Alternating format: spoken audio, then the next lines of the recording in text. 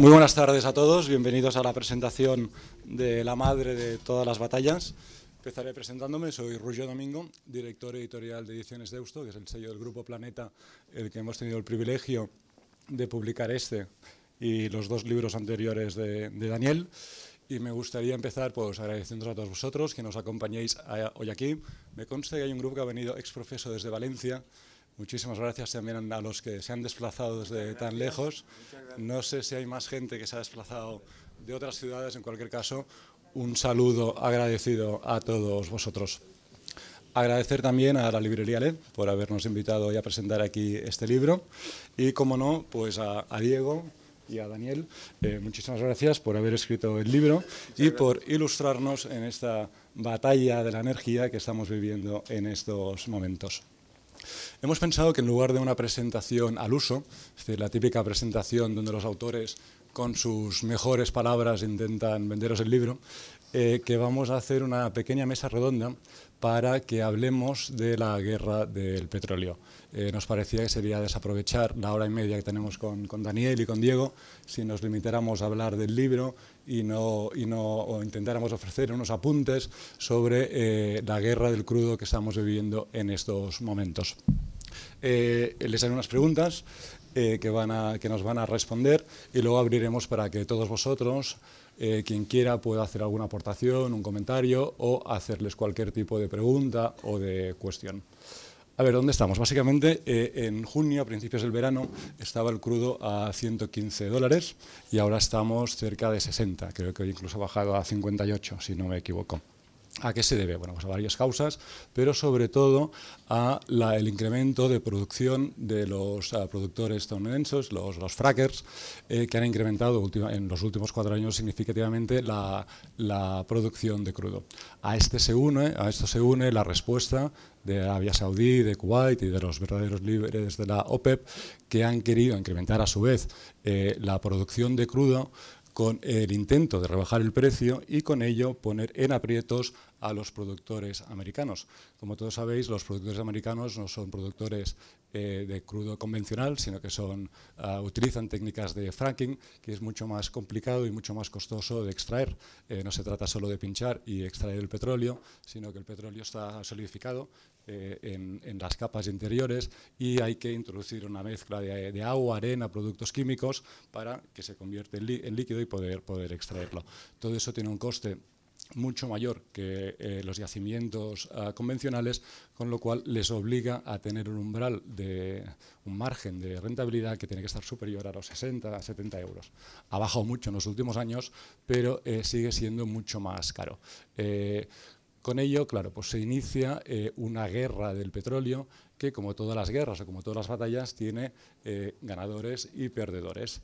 Hay perdedores claros, como puede ser Rusia, que en este caso, y en contraposición, favorece a Estados Unidos. Hay perdedores claros, o lo sabrá, como puede ser Venezuela o Ecuador, cuyas políticas de gasto social pues, se pueden ver en peligro debido a la bajada del precio del crudo. Puede tener problemas para países productores como Nigeria, como Irán, o incluso para los independentistas escoceses, pues el precio del petróleo en el Mar Negro pues les va a complicar, Mar del Norte les va a complicar las cosas. Puede, en cambio, ser una muy buena noticia para España, pues la rebaja en el precio del crudo puede incrementar la recuperación económica. De hecho, ayer se publicaba un artículo en La Vanguardia donde decía que el sueño de Arriola, el asesor de Rajoy, era que el precio del crudo fuera la tabla de salvación para las próximas elecciones, dado que si esa caída se mantiene, el crecimiento el año que viene, año electoral, como todos sabéis, puede ser cercano al 2%. Pero bien, lo ideal sería que fueran los dos expertos, Daniel y Diego, quienes nos explicaran los porqués de esta crisis y, sobre todo, los diagnósticos. Diego, si quieres empezar. Muchas gracias. Yo primero que diría es que esto no es algo que venga de los últimos 3 meses, ¿no?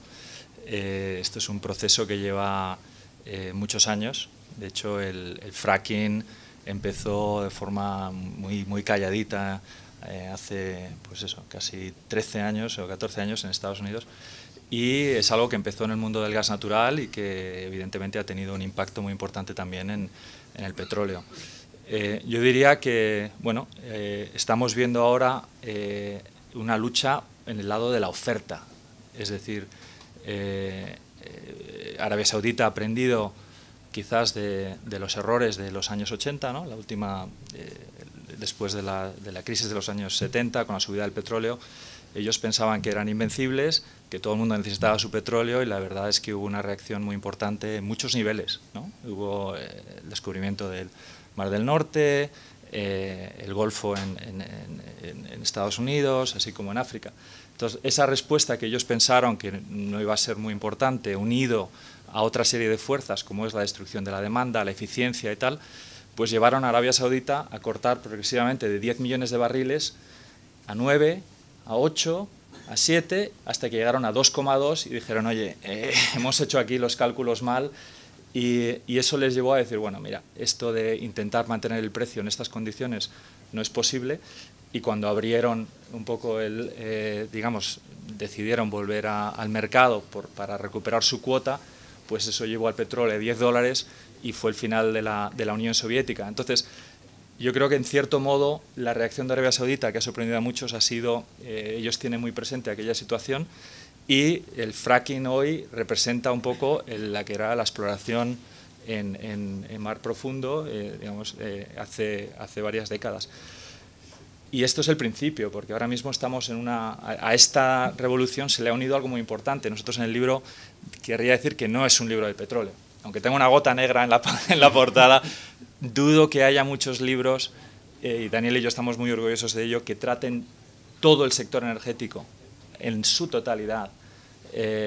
No es solamente el petróleo, hay un montón de discusión sobre el gas, y el gas natural va a ser quizás la clave de la siguiente fase, ¿no? Pero tratamos las renovables y otros muchos temas. Entonces, en ese sentido, creo que estamos viendo una reacción pues eso, muy fuerte, que es fruto de muchos años de presión y que nos ha llevado a un punto en el que vamos a encontrar, va a haber ciertos ajustes, pero todavía queda mucha batalla por librar, ¿no, Daniel? No sé.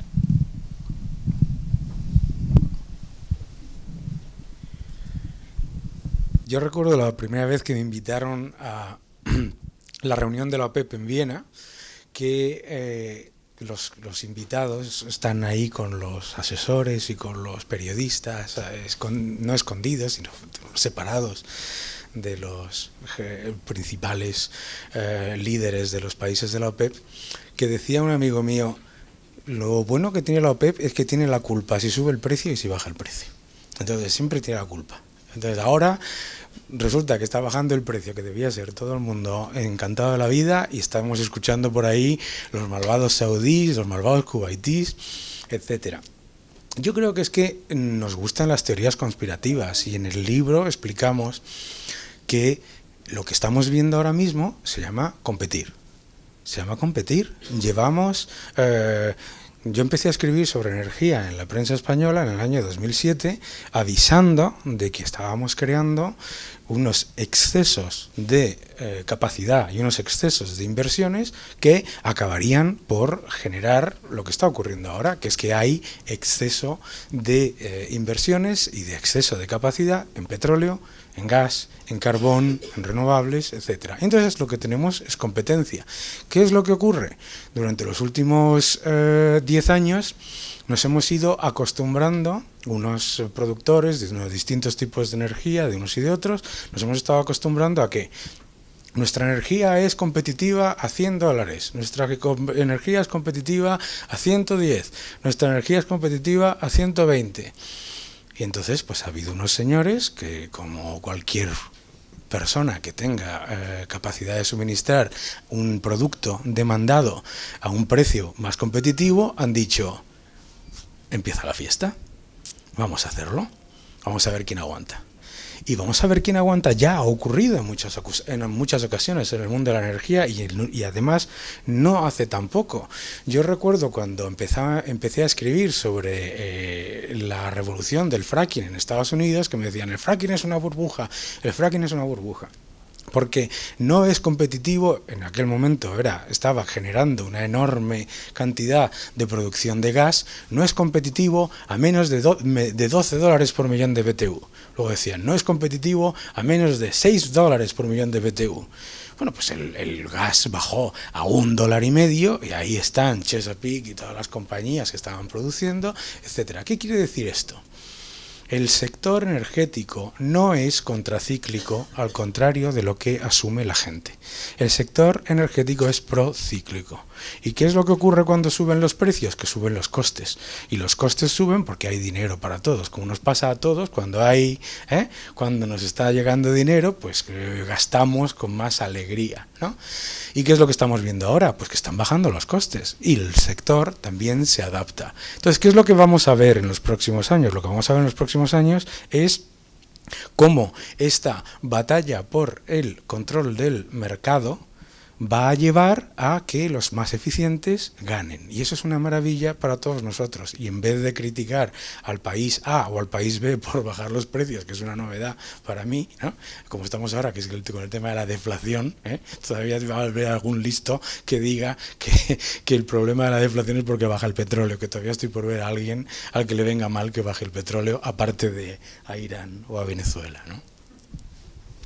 Oye, ¿cuáles son vuestros pronósticos para los próximos años? ¿Creéis que veremos el barril a 40, 30 dólares? A ver, igual que los precios de la energía tienden a, cuando suben, a subir más de lo que te indicaría la combinación de suministro y demanda, también cuando bajan, tienden a sobrepasar los límites a la baja. Entonces, ahora mismo lo que podemos estar viendo es ese entorno en el que se están testando los límites a la baja. Lo que no es realmente importante si el precio va a subir un 10% o un 12% o si va a caer. Lo que es importante es entender que el proceso de inflación de materias primas se ha acabado. Es decir, que lo que tenemos por delante es un entorno en el que seguiremos viendo la competencia entre las distintas materias primas y entre las distintas energías generando desinflación de precios. ¿Puede el precio caer por debajo de 50? Pues claro, cayó por debajo de 50 en el año 2008, ¿no? ¿Puede el precio luego recuperar un 20%? Sí, pero igual que vimos entre el año 86 y el año 98, el entorno en el que nos encontramos ahora es un entorno en el que los países que están creciendo más cada vez necesitan menos unidades de energía para crecer lo mismo.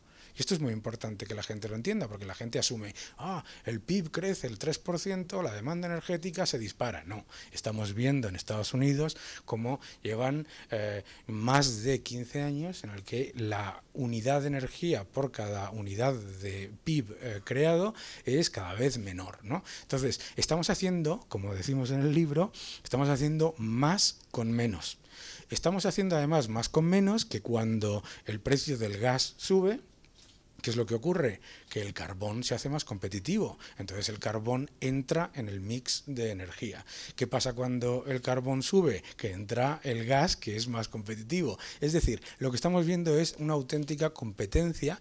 ¿Por qué? Porque todas esas inversiones que se han hecho durante los últimos 20 años ya han creado lo que nosotros llamamos la banda ancha energética. Es decir, ya tienes gastado el dinero en barcos, en infraestructuras, en grandes proyectos, que cuando hoy la gente dice por ahí, ¿se van a parar las inversiones? ¿Se van a parar las inversiones de qué? ¿Que después de haberte gastado 60.000 millones en Kashagan vas a decir, ¿lo cierro? Por supuesto que no, ¿no? El otro día salió que el proyecto Gorgon en Australia había superado los 50.000 millones de dólares de coste. ¿Lo van a cerrar porque baje el precio del gas? Por supuesto que no, ¿no? Diego. Bueno, dar un precio siempre es muy complicado. En una presentación recientemente, Lord Brown le preguntaron qué pronóstico tenía y dijo, mira, yo he sobrevivido mi carrera porque no he dado un pronóstico en mi vida, ¿no? Decía, él no se mojaba nunca, decía yo. Pero bueno, en cualquier caso, yo creo que lo que es muy interesante, y bueno, el libro lo acabamos de escribir, como se verá, cuando el precio estaba bastante más alto, a 110, y como decía antes, la primera fase es una batalla de la oferta. Pero para llegar a 30 o 40 dólares, que en mi opinión es posible, lo que vamos a ver es la segunda fase de la batalla, que es la batalla por la demanda. ¿Qué significa? El petróleo lleva 40 años sin competir, ¿vale? Nosotros, al final, ¿para qué usamos el petróleo? Desde que hubo la crisis de los 70 con las guerras en Oriente Medio, el petróleo salió de la producción industrial, salió de la producción eléctrica y se utiliza única y exclusivamente para el transporte. Conducimos los coches con gasolina, con diésel, los aviones con queroseno. Es decir, que el monopolio del petróleo no se basa única y exclusivamente en que haya una concentración de reservas, que es una condición necesaria pero no es suficiente. Se trata que no tiene competencia en el transporte. No lo ha tenido por muchos motivos. El gas, Estados Unidos hace pocos años y ha tenido unas crisis tremendas, se encontraban en una situación en la que pensaban que iban a tener una escasez y eran importadores. Estados Unidos tiene toda su infraestructura de GNL, es importadora, ¿no? Y ahora resulta que tienen 200 años o más. Es decir, que lo que ha pasado es que no podías contar con el gas, evidentemente los coches eléctricos eran un sueño, entonces durante 40 años el petróleo no ha tenido una competitividad real. Era un sueño y de hecho la gente que conduce un coche eléctrico es un poco alguien, o un coche de gas, se le considera un poco un soñador, un verde, ¿no? Sin embargo, en Estados Unidos es una persona que cuenta el dinero y de hecho son las empresas más grandes, las FedEx y demás que están pasando. Entonces, ¿qué requiere? Y es un poco el concepto del ancho de banda energético. Cuando en el libro contamos el efecto que tiene el shale gas en Estados Unidos, que llega a empujar, le llega prácticamente por debajo de $2, cuando simultáneamente tenemos Fukushima en Japón, que supone el cierre de las nucleares y una importación bestial y unos desequilibrios tremendos en el gas natural, esto genera precios 10 veces superiores en Japón a Estados Unidos. Coca-Cola en Estados Unidos y Coca-Cola en Japón, 10 veces. ¿Qué ocurre? Que hay un incentivo tremendo. En Australia dice, bueno, si yo puedo vender el gas a $20 en MMBTU, que son 120, 130 dólares por barril equivalente, pues evidentemente vamos a crear la capacidad y ahí vienen esos 500.000 millones de dólares de inversión en capacidad de producción, que no solamente producción, son todos los trenes de GNL y demás. Entonces, como dice Daniel, una vez que esto se ha invertido y se ha creado, ocurre lo mismo que pasó en la revolución de Internet. De hecho, el capítulo 2, me parece, es un paralelismo absoluto entre la revolución energética y la revolución de Internet. ¿Qué pasó con el Internet? Pues ocurrió algo. Tuvimos una revolución tecnológica, que es un concepto, es decir, tenemos el Internet y cosas que no existían. Esto lleva a unas expectativas de retorno tremendas. Os acordaréis de aquellas subastas de los 3G y demás de gobierno, del dinero que se levantaba. Tenemos una burbuja por todo el capital que entra, pero ese capital no solamente se destruye, sino que hay una gran parte que se invierte de forma eficiente en ancho de banda y demás. Cuando esto llegamos a sobrecapacidad y la burbuja eventualmente pincha, lo que ocurre es que los precios se colapsan, pero la infraestructura se mantiene. ¿Quiénes fueron los grandes vencedores? Pues China, la India, que de repente tenían una masa de población tremenda y podían disfrutar de Internet gratis, y entonces ocurrió todo el efecto aquel del outsourcing y demás. ¿Qué está pasando en la energía? Algo muy parecido. El efecto de gas natural en Estados Unidos y de Fukushima, que no ha sido un efecto de 3 meses, ha sido un efecto de 3 años y seguimos, con unos diferenciales bestiales, ha traído una capacidad de inversión tan grande en el mundo del GNL, y ya que hasta, como decimos en el libro, hasta Chipre va a salir de la crisis, de su crisis, a través del gas natural. Es decir, hay gas en todos sitios, hemos tenido los incentivos para desarrollar esa capacidad que es súper cara, pero una vez que se ha invertido y se ha hecho, la gente lo va a utilizar igual que el Internet, igual que lo hicimos en su día. Y ya te lo has gastado. Entonces, ¿qué va a ocurrir? Que va a haber una desinflación importante, pero el gas, por primera vez en la historia, está conectado y va a ser barato y abundante. Entonces, tienes un competidor real para el petróleo, que se llama el gas natural, y con él, la caída del gas natural, por el efecto del dominó energético que hablamos, evidentemente empujado al carbón y otros. Entonces lo que vamos a tener es una serie de competidores muy claros que es, yo creo que el problema, a mí lo que más me ha llamado la atención últimamente de la OPEP no ha sido que corten, es que cuando tú ves que ellos dicen, bueno, vamos a dejar que el mercado ajuste, y en el 2020 su precio de forecast, ¿no?, es $110 por barril. Yo lo que no entiendo muy bien es cómo la OPEP, ¿no?, dice, ¿cómo es posible? Porque ellos básicamente creen que esto es una batalla de la oferta. Lo que ellos no entienden todavía, y es el tema que tratamos en el libro muchísimo, es que la siguiente batalla, que es la batalla de la demanda, es probablemente mucho más peligrosa. Y entonces, al final, esto es algo que va a llevar tiempo y demás, pero si me dices, ¿es posible que el petróleo baje a $30? Sí, pero eso va a requerir digamos, no solamente una batalla de la oferta, que tiene sus límites, sino que va a requerir, al final, una batalla por la demanda. Y eso es lo que no entiende nadie.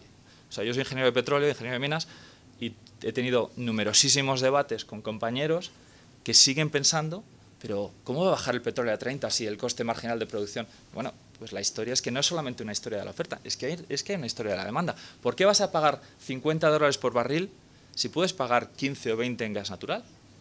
Es una cuestión de, ese gas está disponible y tengo una gasolinera disponible, existe esa cantidad de gas y en Estados Unidos es una realidad. En otros países del mundo lo va a ser. Y eso es algo que no se está hablando y que para mí es un desarrollo que va a llevar probablemente 3, 5, 7, 10 años, no lo sé, pero es una cuestión de tiempo. El final del petróleo quizás en ese sentido, esa es la segunda parte de la batalla que tratamos muy en detalle, ¿no? Decíamos antes que la bajada del precio del crudo puede ayudar significativamente a la recuperación de la economía española. ¿Cuál sería vuestra valoración al respecto? Contando además que es año electoral. ¿Alguien? Y me pasan el micrófono a mí. Sin ninguna duda, obviamente. El precio del petróleo tiene un impacto enorme sobre la economía española, porque la gente dice, no se nota en la gasolina, que es cierto, y luego explicaremos por qué.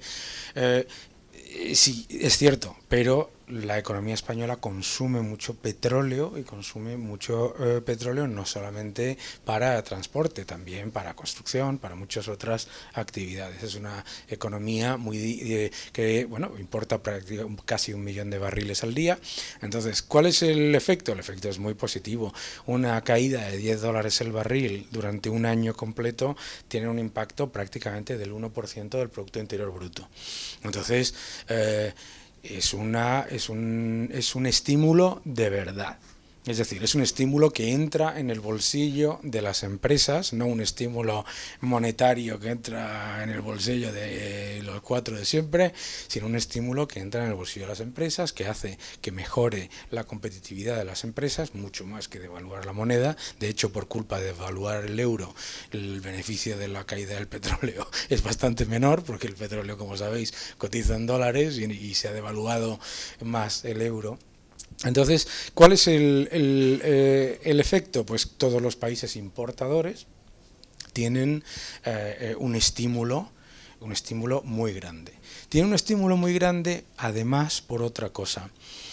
Cuando baja, de esto no se está hablando en los medios de comunicación, cuando baja el precio del petróleo, los países productores tienden a compensar sus pérdidas de Producto Interior Bruto y sus pérdidas de ingresos fiscales atrayendo inversión extranjera, fundamentalmente en infraestructuras. Entonces, ¿qué es lo que ocurre? Al contrario de lo que mucha gente piensa, de que se van a dedicar a volver a los camellos, como decía el rey Fahd, ¿no?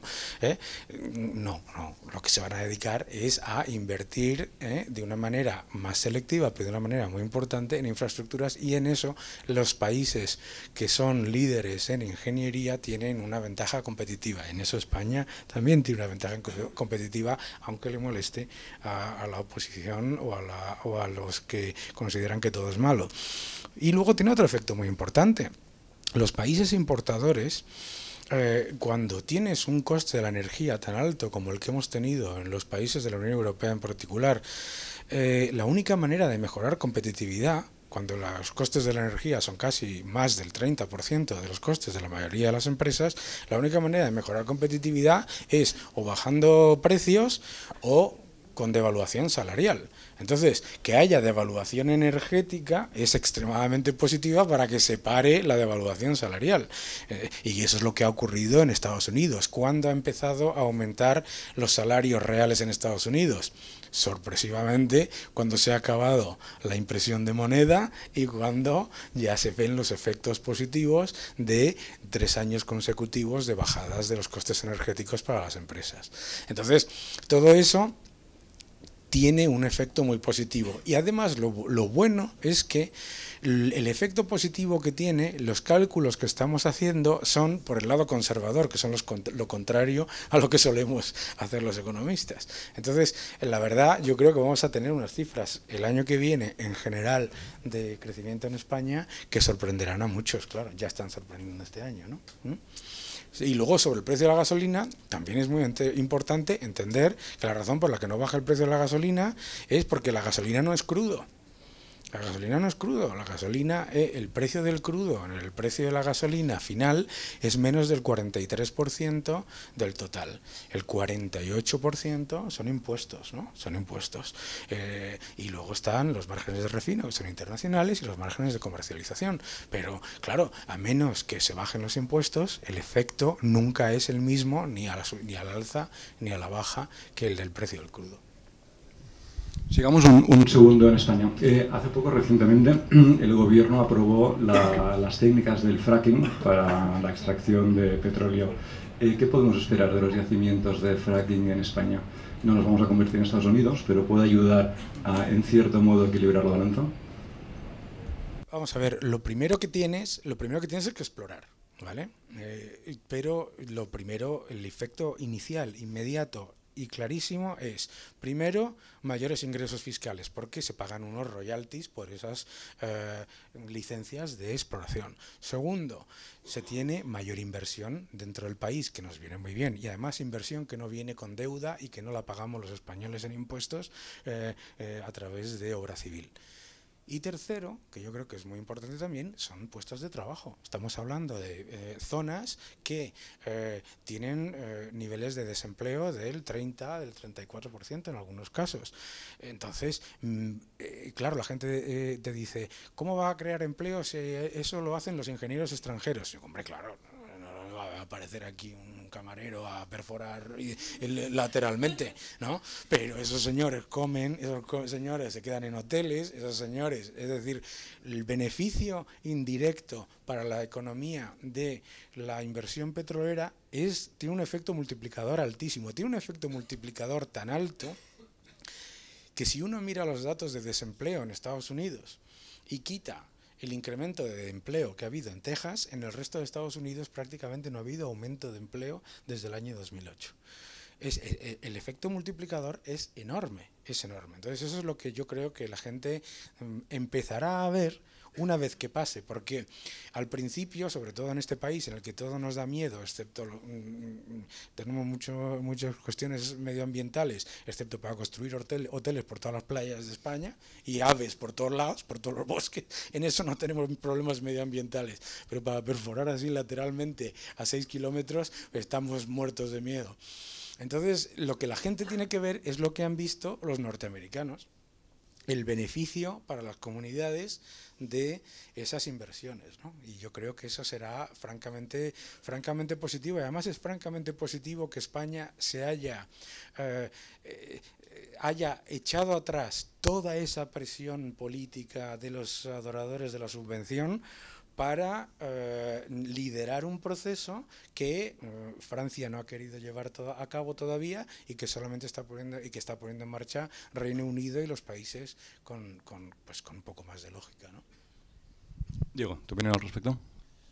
Bueno, yo diría un poco más macro que al final el fracking no es más que el último capítulo de la tecnología, ¿no? Al final nosotros somos, en el libro hablamos mucho de la historia también de la tecnología en sus diferentes fases y entonces en ese sentido hay tecnologías que funcionan, hay tecnologías que no funcionan, pero si tú ves un poco la evolución desde el principio de la producción de petróleo, pues ha habido muchísima polémica también con las exploraciones a mar abierto, ha habido accidentes. Y entonces, bueno, pues como siempre estos accidentes, hay ocasiones en las que se plantean como una oportunidad política y demás, y hay otros en los que son, pues como ocurre con todo, un accidente aéreo y demás, pues son desgracias, pero son lecciones de las que se aprende. Entonces, lo que está claro es que la ingeniería y la tecnología son importantísimos, lo han sido en el pasado y lo seguirán siendo. Y bueno, un poco de forma anecdótica, pues también hablar, ¿no?, de la siguiente frontera, ¿no? O sea, ya no solamente el shale, sino también comentamos todo el tema del metano helado, ¿no? Por ejemplo, las reservas de metano helado, que hoy parecen fantasía, como pudiera ser el fracking hace 15 años, este es básicamente como gas natural que está debajo del mar, en los océanos y tal. Hay más metano helado que carbón, gas y petróleo juntos. Y una de las partes más importantes está en Japón, que tiene un déficit importantísimo energético, es decir, que ellos como ingenieros están centradísimos en sacarlo.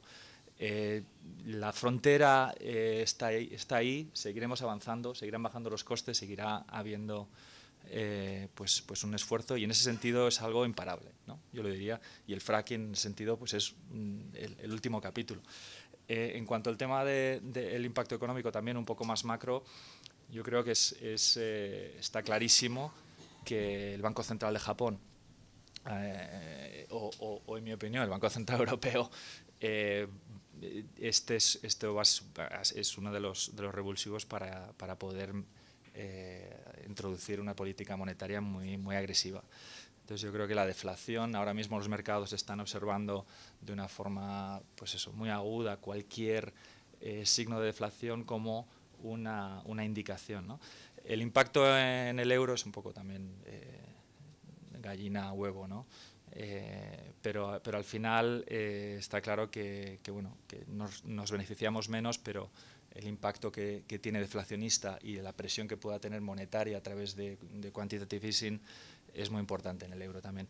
Que al final yo creo que es lo que Draghi quiere, ¿no? Quiere un euro bajo y como sea, ¿no? Así que en ese sentido, pues bueno, esto ayuda. Gracias, Diego. Oye, comentáis también en el libro, introducís una idea interesante y decís algo así como literalmente que el precio del último barril de petróleo será cero, debido a la oferta energética que habrá en aquel momento.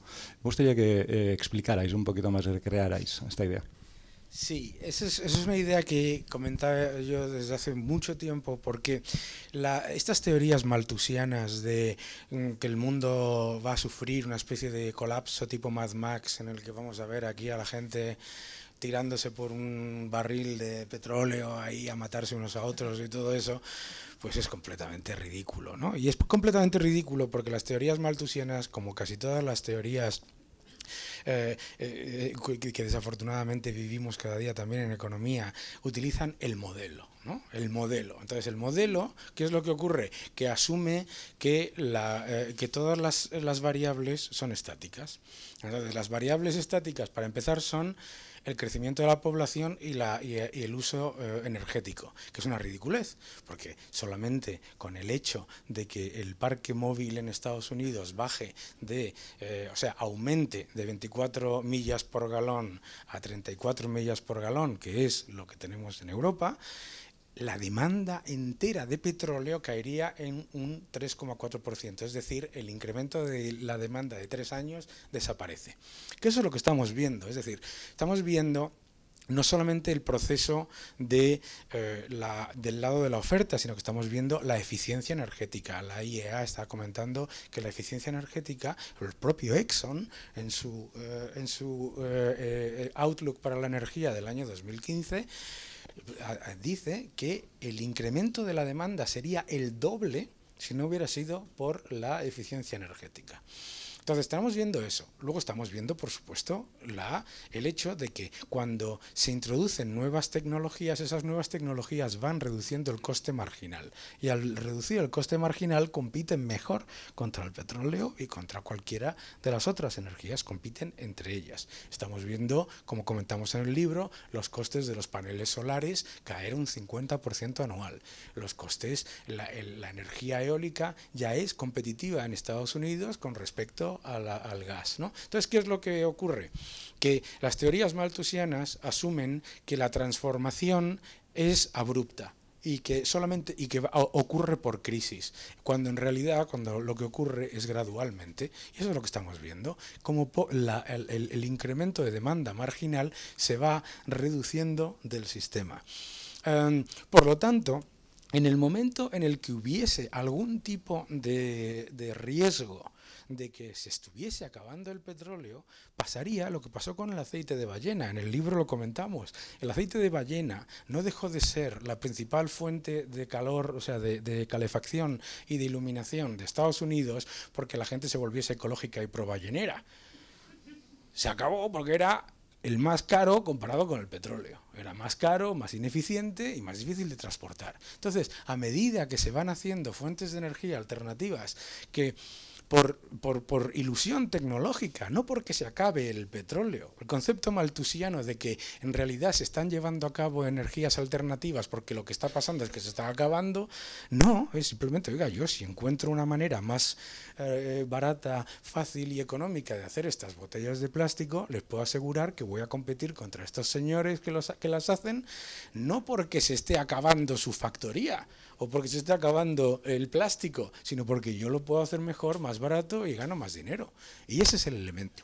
Entonces, lo que estamos viendo es la teoría del pico del petróleo ha sido, pues, vergonzosamente desacreditada, como ponemos un gráfico magnífico en el libro, en el que mostramos las predicciones de pico del petróleo comparado con la realidad desde el año 50 y tantos.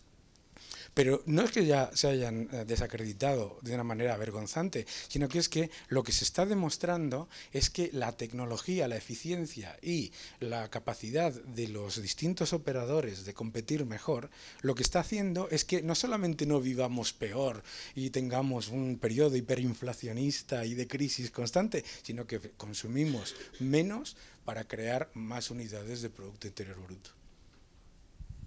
Diego, ¿quieres aportarlo? No, está bien. Lo ha dicho todo. Lo ha dicho todo. Oigan, pues ahora, si os parece, abrimos el debate a todos vosotros. A quien quiera apuntar algo, María. Sí, micro, así hablo. Habla y repetimos. Hemos estado este mediodía en una tertulia juntos, donde se planteaba una cuestión que no estoy oyendo ahora. Es verdad que cuando se habla de energía, siempre se sacan las políticas o las estrategias políticas ecologistas, ¿no? Pues con las nucleares, las solares y todas estas cosas. La diferencia con el petróleo es que parece que al estar en manos de países islámicos, por un lado, y por otro lado, Venezuela, Rusia, etcétera, hay un componente político extra que puede hacer o lleva a pensar a determinados analistas que eso va a quebrar la fuerza del mercado, en el sentido de que, como decíais los dos en la tertulia, el precio fuera mucho más competitivo y alegría, alegría, por fin vamos a competir, la energía va a ser más barata y eso va a ser bueno para todos los consumidores. ¿Cómo veis esta especie de tesis proconspiranoica, por llamarla de alguna manera, enfrentando el mundo occidental libre con otros mundos? Te toca. Bueno, yo lo primero que diría es que en la geopolítica, que está muy claro, el petróleo es un arma de doble filo, ¿vale? Y eso es un tema, históricamente, cuando se oye hablar de una crisis, de pues, una guerra o de atentados, etc., se ve un poco desde el lado de siempre parece que el petróleo va a subir y que los consumidores estamos prácticamente indefensos, ¿no? Porque estamos en manos de esa concentración de reservas. La realidad es muy distinta. La realidad es que los consumidores se defienden y se defienden de una forma muy agresiva. Para empezar, desde la crisis de los años 70, pues ha habido muchísimas medidas que se han tomado. Una de ellas ha sido la eficiencia. evidentemente de forma regulada, se ha decidido pues eso, que los coches tienen que hacer más millas por tal. Otra de ellas es incluso todas las reservas estratégicas de petróleo, ¿no? O sea, contra emergencia. Otra ha sido la energía solar, ¿no? Jimmy Carter dijo nadie nos puede embargar el sol en 1979, ¿no? Es decir, que ha habido una serie de políticas que han sido muy agresivas con la idea de defenderse contra la geopolítica. ¿Qué ocurre? Y el caso de Rusia es clarísimo. ¿Qué ha hecho Rusia? O sea, Rusia en la crisis de Ucrania, que bueno, yo creo que, supongo que lo sabéis casi todos, es una crisis que es energética en su base, un poco por el conflicto del gas. Pero ¿qué ha ocurrido? Que Rusia, que exportaba una cantidad muy importante de gas a Europa, de repente ha visto que Europa no se fía de Rusia y Rusia no se fía de Europa. ¿Qué ha hecho? Todos estos gasoductos que tenía, ahora se están planteando, muchos de ellos existen, y decide abrir un gasoducto nuevo y decir, bueno, pues ahora nuestro mercado de crecimiento va a ser Asia. ¿Qué ocurre? Que se está invirtiendo muchísimo dinero, muchísima capacidad, que al final tienes gasoductos, que es opcionalidad. El concepto de opcionalidad, de opciones reales, es brutal. Y en el mundo de las materias primas, al final, toda esa sobrecapacidad significa menos volatilidad y precios más bajos. Y cuanto más geopolítica, más miedo tiene el consumidor, más invierte en un seguro de compra. Y eso se representa en forma de gasoductos, se representa en forma de capacidad de importación de GNL, se representa en forma de diversificación energética, eficiencia, etcétera, etcétera, etcétera, etcétera. Entonces esta batalla, uno de los temas que nosotros introducimos es que es una batalla de doble filo, y la OPEP y los que han intentado abusar, en cierto modo, aunque sea una conspiración de one way, pero digamos que todo el mundo sabe que los consumidores se defienden y han reaccionado de una forma muy agresiva contra estas subidas de precio. A mí, el otro día en la televisión estatal venezolana, en una de las televisiones estatales venezolanas, había un debate en el que una chica, jovencísima, decía, con estos precios del petróleo no se puede hacer la revolución. Y me encanta. Pero ese es el tema, es decir, ¿qué es lo que ocurre? Los precios altos del petróleo, al contrario de lo que mucha gente dice, con los precios altos del petróleo se reduce el riesgo de actividades terroristas, de financiación de actividades ilegales, etcétera. Es todo lo contrario. Es todo lo contrario. Entonces, ¿qué es lo que ocurre? Pues cuando uno ve, a mí me encanta ese concepto que se pone tanto por los maltusianos de el precio del petróleo que necesitan los países de la OPEP para balancear su déficit. Dices, bueno, qué estupidez, ¿no? Eso es como decir el sueldo que yo necesito ganar para costearme mi tren de vida. Eso no significa que me lo vayan a pagar, ¿no? Entonces, ese es el tema. Y las crisis geopolíticas crean la respuesta. En el libro comento cómo cuando yo empecé a trabajar en el sector había 7 millones de barriles al día de exceso de capacidad de refino en el año 91. Estamos en el año 2014 y ¿cuántos millones de barriles al día de capacidad de refino hay excedentarias? 7. ¿Qué quiere decir esto? Lo que quiere decir es que los consumidores lo que buscan, los países buscan seguridad de suministro, los países buscan estabilidad y los países buscan precio competitivo. Si tú como suministrador rompes cualquiera de esas tres reglas, ¿qué es lo que ocurre? Que el consumidor se defiende y dice, voy a buscar alternativas, y la siguiente vez que vuelves a utilizar el arma del petróleo ya no te funciona. El arma del gas que funcionó en la primera crisis con Ucrania creó una respuesta por parte de los países consumidores en Europa. Tenemos más plantas de regasificación en Europa que casi en el resto del mundo sumadas. Tenemos un nivel de exceso de almacenamiento que cubre 2 inviernos completos. Entonces, ¿qué es lo que ocurre? La siguiente que vino, el precio bajó. Es decir, lo que termina uno utilizando es que al utilizar el arma del suministro, se crea el arma de la demanda, y que un señor necesita 20.000 millones de dólares en su presupuesto anuales para invertir en el rearmamiento de su ejército. pues mala suerte, te fastidias. Desde luego, por lo menos que no lo paguemos los demás, ¿no? Y yo creo que eso es lo bonito de este entorno, esos países, pues el otro día decían Correa en Ecuador, que, claro, la renta petrolera es esencial para su gobierno, ¿no? Y la renta petrolera es esencial para su gobierno, pues oiga, pues adelante, pero se lo gastará de una manera un poquito más seria, ¿no? Fíjate que además el error que han cometido estos países, sobre todo los que están más expuestos al precio del petróleo, ha sido que durante la época en la que el precio del petróleo iba subiendo, en vez de reducir su dependencia de la renta petrolera, lo que han hecho ha sido aumentarla. En los últimos 20 años Venezuela ha pasado de un 70% de dependencia a un 95%, creo que es este año, ¿no? Entonces ese es el problema. Y oye, pues igual que nosotros hacemos ajustes, ¿no? Pues también nosotros hacemos ajustes por cuestiones de déficit, ellos tendrán que hacer ajustes por cuestiones de déficit. Muy bien, ¿más preguntas? Buenas tardes. Bueno, enhorabuena por el libro, me ha gustado mucho, la verdad.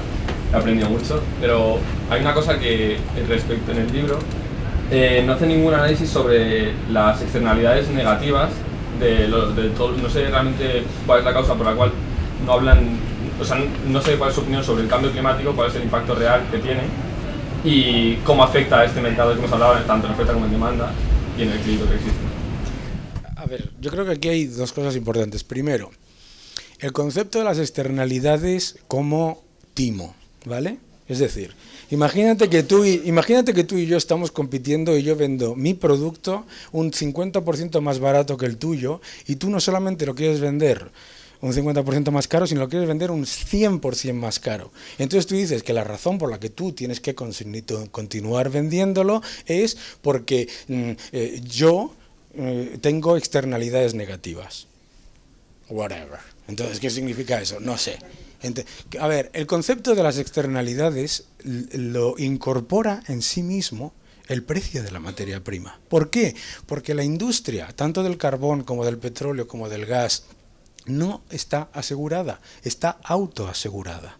Y al estar autoasegurada y cubrir con su caja libre cualquier tipo de riesgo, como el que tú dices, el propio precio de la materia prima incorpora el riesgo o la opcionalidad del riesgo que tienen las operaciones.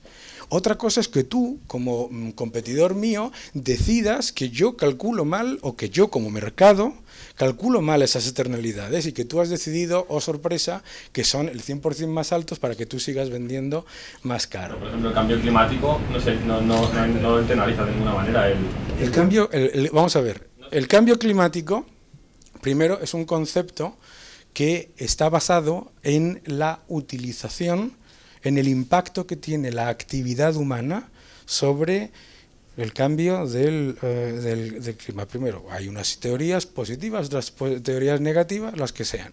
Lo que tú no puedes hacer como concepto es crear un impuesto del valor actual neto de lo que tú consideras ese cambio climático, sobre todo si en tu cálculo te has equivocado consistentemente un 60, 70, 80% anual. No quiero contaros el famoso anuncio de Greenpeace diciendo que este año no había hielo en los polos. Este año, hoy. Entonces, se han equivocado en un 100%. ¿Quién lo paga? Porque, claro, el coste de ese proceso sí se está creando a través de un impuesto o a través de una subvención. Lo que te demuestra que la intervención y la subvención no te reduce, no te mejora esa situación, es el hecho de que Estados Unidos, haciendo shale gas como nunca, ha reducido mucho más sus emisiones de CO2 que la Unión Europea haciendo molinillos y panelitos solares por toda la Unión Europea. Vaya una gracia.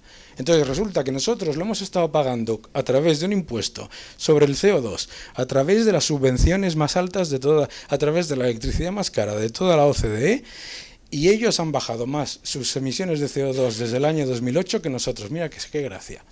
Entonces, ¿qué es lo que ocurre?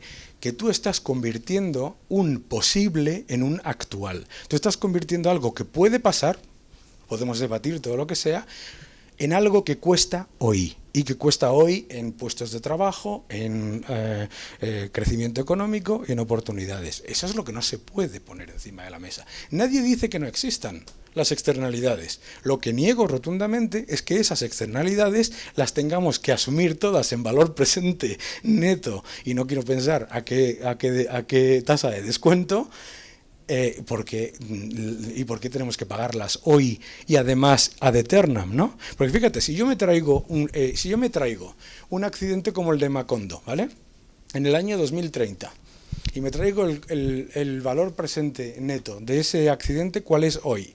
A la tasa de descuento que quieras, al 6%. 1.000 millones de dólares, ¿vale? 1.000 millones de dólares. 1.000 millones de dólares es un sexto de lo que pagamos nosotros en subvenciones ya hoy. ¿Sabes lo que te quiero decir? O sea, que por si acaso pasa algo, nosotros vamos y pagamos 10, 20 o 200 veces lo que pudiese pasar. ¿Sabes? Es que lo que pasa con la energía nuclear, que se lo digan a los pobres japoneses, que se lo digan a los japoneses, que se ha multiplicado por 3 la balanza, el déficit comercial al cerrar las plantas nucleares, y se han ido a la recesión. Con la gracia, ¿sabes? Por un accidente que, véale, que tiene, pero esa externalidad no la puedes, tú no puedes utilizar un incidente y aumentarlo al máximo, a todo. Claro, probabilidad 100% de que pasen accidentes es lo que ocurre, es probabilidad 100% de que pagues por ello en tus impuestos y en tu renta disponible todos los años. Yo creo que en el tema del cambio climático lo tratamos en varios lados, pero no sé, para dejar un poco alguna idea, ¿no? Pero al final la revolución del gas, uno de los grandes perdedores ha sido el carbón. O sea, fue prácticamente, pues como decíamos antes, al bajar el gas a los $2 MMBTU, pues desplazó una cantidad enorme de carbón de la producción eléctrica, hasta el punto de que pues se ha cerrado mucha producción, el carbón colombiano se ha exportado a otras partes. Es decir, esto tiene un impacto muy positivo, porque un poco la regla es que el carbón contamina 3 veces más que el gas natural. Es la regla un poco por la química, más o menos, para producir una unidad de energía. Es decir, el carbón contamina 3 veces más que el gas. ¿Qué ocurre? Que al producir más gas estamos consumiendo menos carbón, o el ceteris paribus, y una de las oportunidades que yo creo, al final, si esto continúa y toma la escala que yo creo que puede llegar a tener, es que el carbón va a ser prácticamente gratis. ¿Qué significa que el carbón sea prácticamente gratis? Significa que el incentivo para quemar carbón es enorme, pero eso va a venir a través de tecnologías limpias de carbón. Es decir, que al final el mercado del carbón se va a defender, y el mercado del carbón se va a defender a través de tecnologías limpias. Entonces, yo como inversión diría que hay muchísima oportunidad porque es que vas a tener una materia prima prácticamente gratis. Si a eso le unes todo el tema ya todos los permisos y demás, que es un experimento curioso, pero bueno, el concepto es bueno, pero es muy difícil de aplicarlo, pues más aún, ¿no? Pero en ese sentido yo creo que es buenas noticias desde un punto de vista de cambio climático por todas las partes. Uno, porque el gas está desplazando carbón, y dos, porque ese desplazamiento de carbón va a incentivar el desarrollo de tecnologías limpias. Bien, parece que tenemos tema para un nuevo libro, ¿no? ¿Había otra pregunta ahí? A mí buenas tardes y muchas gracias. Me gustaría hacer una pregunta teniendo en cuenta lo que hemos hablado antes de las guerras geopolíticas. Putin, él dice que el mayor desastre geopolítico de la historia es la caída de la Unión Soviética. Entonces ahora lo que ha pasado con Crimea es casi 100% gas, casi 100% energía. Entonces, para Europa y sobre todo para España, ya que estamos aquí y a nosotros pues nos importa la economía aquí, cómo, aunque nosotros y Portugal cogemos la energía de gas de Argelia, pero cómo influye que Rusia se empobrezca, o sea, la devaluación que tiene ahí. Yo he estado siguiendo estos últimos días el rublo, que estaba semanas atrás en 50, 55, 60, entre antes de ayer y hoy, o sea, hoy se ha puesto en 80. Yo he conocido el rublo a 40. Entonces, claro, eso a nivel turístico, a nivel exportador, porque si exporta menos ya no solamente como digo, a España, que no recibimos su gas, pero por ejemplo a Alemania, que reciben un gran porcentaje, casi en una totalidad muy grande. Entonces, ¿eso cómo repercutiría en un empobrecimiento o en una crisis? O sea, ¿nos beneficia realmente que Rusia se empobrezca o nos perjudica?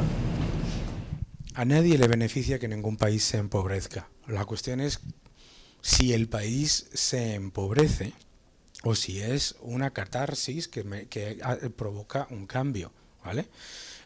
Nadie se beneficia de ningún país se empobrezca. Ahora, si consideramos el punto de partida como adecuado, entonces tenemos un problema. Es decir, si consideramos el punto de partida de hoy de Bolivia o de Ecuador o de Irán o de Venezuela como el adecuado y que lo que sea es malo, tenemos un problema, porque tenemos un problema de diagnóstico, ¿vale? Y es la cantidad de dinero que se está tirando en cosas que no tienen nada que ver con el enriquecimiento del país, sino con las veleidades megalomaníacas de sus líderes particulares. Entonces, eso es un elemento que yo creo que es importante. En el caso de Rusia, Rusia es un país magnífico que tiene una enorme cantidad de resortes para sobrevivir, ¿vale? El primero, por supuesto, es el que tú acabas de decir, es decir, lo que ha hecho el Banco Central ruso ha sido dejar que la moneda fluctúe libremente. ¿Por qué hace que fluctúe libremente la moneda? Porque lo que está haciendo es, para empezar, atesorar dólares los que pueda, ¿vale? Y además aumentar los tipos de interés para intentar defender su economía. Pero la economía rusa, no lo olvidemos, es una economía que tiene unas cuentas fiscales que dábamos dinero cualquiera de los países europeos. Es una economía que tiene muchos resortes de oportunidad. El primero es cambiar un poco su modelo productivo, y ese modelo productivo ya estaba en proceso de cambiar. Entonces, una de las cosas que veremos, igual que cuando se hacía el famoso gráfico del Producto Interior Bruto de España ex construcción, ¿os acordáis de aquel que hizo el Financial Times y que lo que demostraba es que la economía que no era el ladrillo iba bastante bien? Lo que vamos a ver, y existe ya ese gráfico, es que la economía rusa ex las materias primas pues va a ir saliendo un poco fuera de ese elemento. Las empresas competirán, se buscarán oportunidades y el gobierno pues tendrá que moverse dentro de un presupuesto en el que a lo mejor pues no te puedes gastar 20.000 millones de dólares anuales en modernización del ejército, pero puedes hacer otras cosas, ¿no? Yo creo que hay que verlo, no hay que ver las cosas desde el punto de vista de hoy está bien y entonces la cosa va a ir mal, ¿no?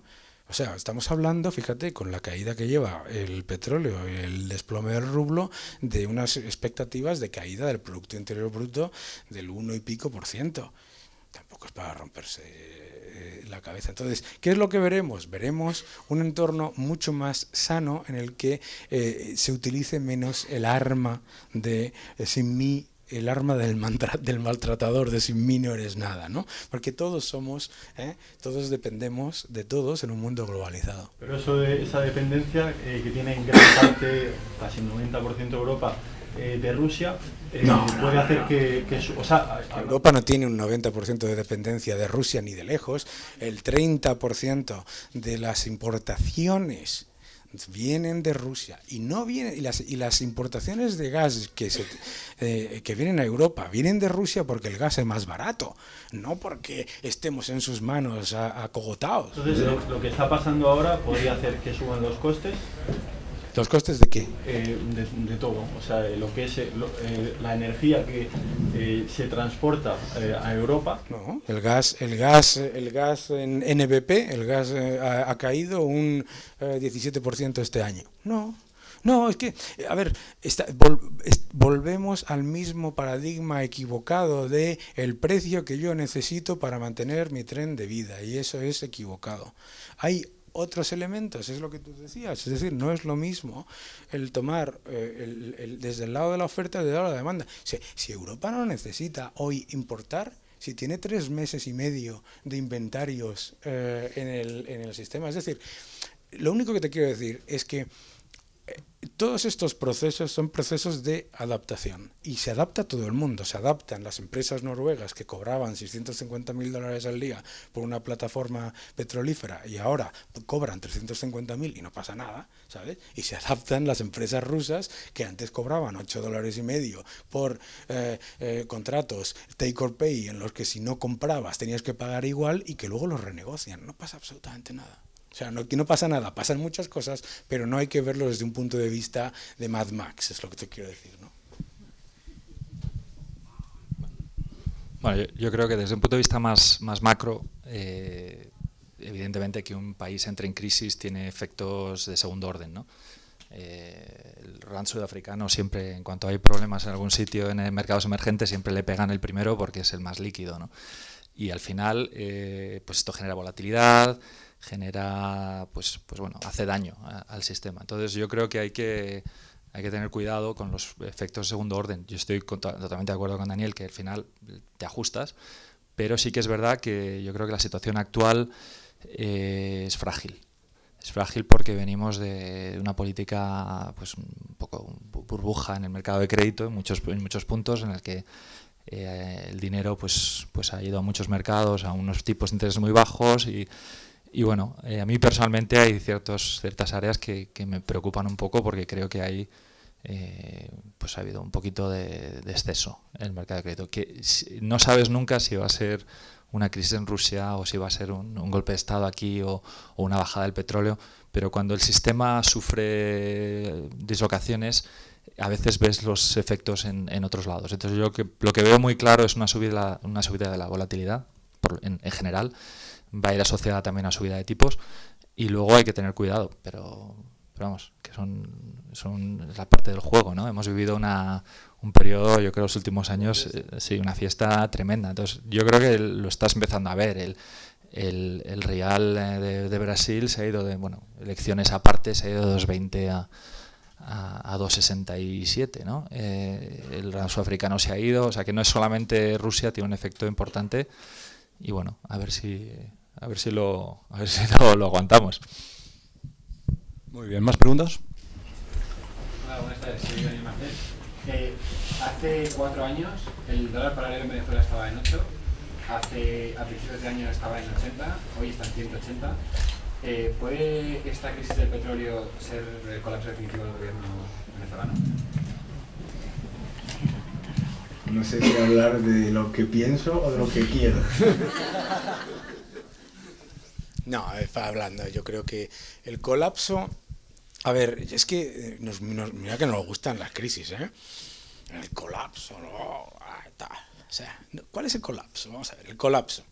El colapso se evita esta tarde, que ahora es por la mañana, allí, al mediodía, ¿no? Ahora se evita en un minuto. Primero, PDVSA deja de soltar 11.500 millones al gobierno para hacer tonterías por el mundo.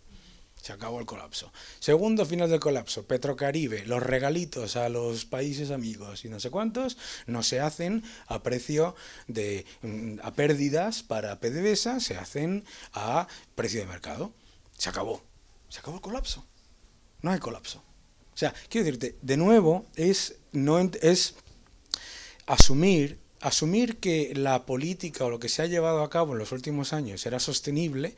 No, era insostenible. Esto es, digamos, la acción o el elemento que lleva a que en algún momento se tenga que incorporar algo de cordura.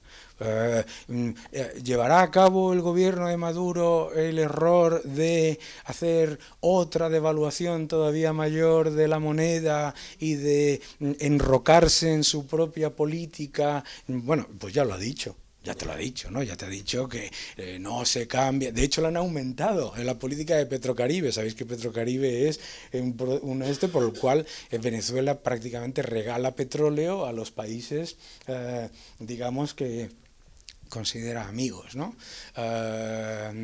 Bueno, pues luego le ha tenido que vender la parte de la deuda que tenía con la República Dominicana, se la ha tenido que vender a Goldman Sachs a un 40% de su valor nominal, ¿no? Bueno, pues ahí también te está llegando un poco que las cosas terminan saltando de alguna manera, pero efectivamente, o sea, el mercado de petróleo, como todos los mercados de materias primas, se ajustan cuando empiezan a saltar los cadáveres, ¿vale? Los cadáveres no significa que vayan a matar gente, o sea, me refiero a que puede haber pues un impago, una reestructuración brutal de la deuda, unas enormes devaluaciones, lo que tú estabas comentando de los distintos estos. Pero lo que termina poniendo encima de la mesa es que qué es lo que va a ocurrir, qué es lo que va a hacer, qué es lo que hace un PDVSA o cualquiera de los productores cuando se le caen los ingresos de esta manera. Porque qué es lo que asume la gente que van a hacer. Van a recortar producción, van a recortar producción, van a recortar producción cuando le bajan los ingresos, ¿qué van a hacer? Lo que van a hacer va a ser intentar aumentarla. Lo que van a hacer va a ser intentar aumentar la producción para compensar ingresos, ¿vale? Compensar dólares por barril, porque lo que necesitan es meter dólares en el sistema. Entonces, yo creo que lo que tenemos que entender es que todos esos procesos que ya eran insostenibles de por sí se convierten en más insostenibles. ¿Es un colapso? No es un colapso, es una limpieza. Hay que cambiar la palabra colapso, desastre, monstruosidad, horror, no sé qué, los malos, es limpiar un poco y devolver un poco la cordura a un mundo que se nos había vuelto un poco loco, ¿no? Pero yo me refería más bien, no por la parte de eliminar gastos superfluos, que por supuesto hay que hacerlo en Venezuela, sino por el tema de la competitividad. Las empresas no pueden cambiar a cambio oficial, tienen que cambiar a cambio paralelo y reportar sus ganancias a cambio oficial. Las empresas en Venezuela, desafortunadamente, para mi queridísima Venezuela, desafortunadamente tienen muy poco peso dentro de la economía. Ya te he dicho que el 95% de la economía es el petróleo, ¿no? Entonces, desafortunadamente, pues esas empresas con lo que se encuentran es con el desabastecimiento. El problema no es la moneda, el problema es que no hay con qué hacer las cosas, es que no hay, y sobre todo y la gente no tiene lo que, o sea, esta librería sería un insulto para un pueblo venezolano que no encuentra qué comprar, ¿no? O cómo comprar, o sea, eso es un problema. Pero lo que te quiero decir es que todo eso pues terminará como terminaron varios regímenes cuando entre el año 91 y el año 98. Eso no significa que no vaya a ser otro bolivariano, eso da igual, eso no lo sé, ¿sabes? Pero que desde luego no va a ser lo mismo, también te lo digo, y que desde dentro del régimen también se están oyendo esas voces. No hay más que ver la televisión, ya se empiezan a comentar cosas como insostenible, tal. Sí, Juanma. Gracias, Oye.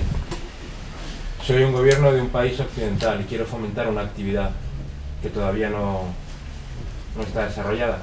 Y le pongo un impuesto preventivo. ¿Cómo lo ves?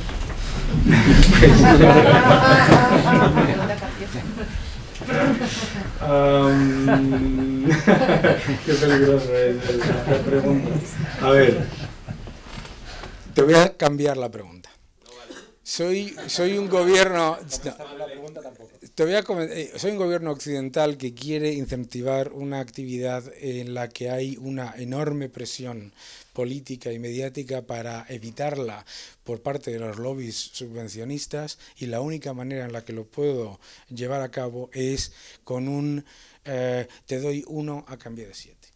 Eso es lo único que puedes hacer. Es decir, tú puedes tomar la actitud de es imposible, ¿vale? Porque no me lo permiten los poderes fácticos, sindicatos, lo que sea, tal cual, o puedes tomar la actitud de vamos a comprar voluntades desde lo que nos gusta más a esos poderes fácticos, que es sacarle el dinero del bolsillo a los demás para mantener nuestros...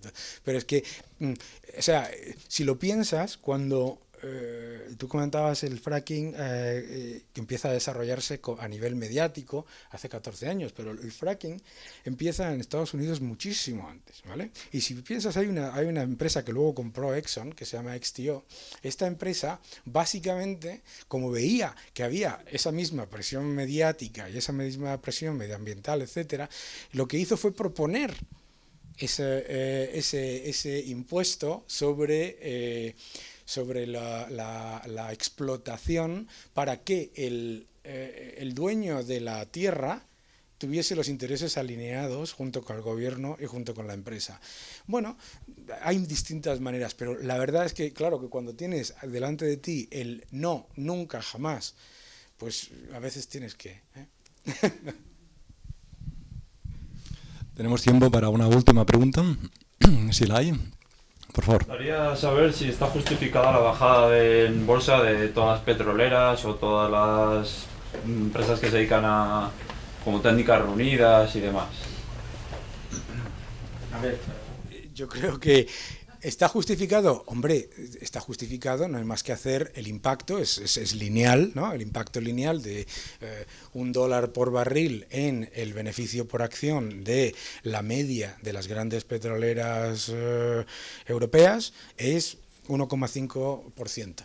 $1, 1,5% del beneficio neto. Bueno, pues vamos, prácticamente clavado lo has tenido con diferencias, porque hay algunas que tienen menos sensibilidad porque tienen más exposición al refino, otras que tienen menos sensibilidad porque tienen más exposición al gas, pero si te fijas en la exposición real, el mercado no ha sido nada ineficiente. En las empresas de servicios, el problema con el que tú cuentas es que esas empresas han estado creciendo de una manera espectacular, y aumentando sus márgenes de una manera muy grande, mientras los precios del petróleo crecían mucho y se invertía mucho.